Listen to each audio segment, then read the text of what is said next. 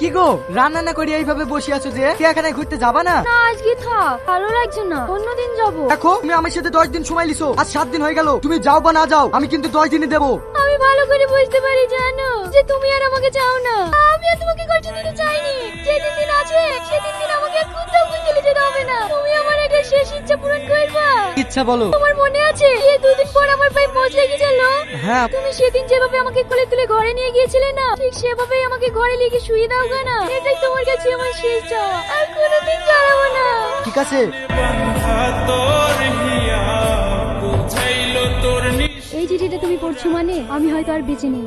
অবশেষে আজ তোমাকে মুক্তি দিলাম। কোনো মেয়েই পারবে না তার স্বামীর ভাগ অন্য কাউকে দিতে, কিন্তু তোমাকে যে আটকাবো সেই ক্ষমতাটুকুও আমার নেই, কারণ আমি ক্যান্সারের রোগী। ডাক্তারে বলে দিয়েছে আমি আর মাত্র 10 দিনের অফিসে, তারপরেই তোমাদেরকে ছেড়ে চলে যাব না ফেরার দেশে। আজ তোমাকে মুক্তি দিলাম। তুই না,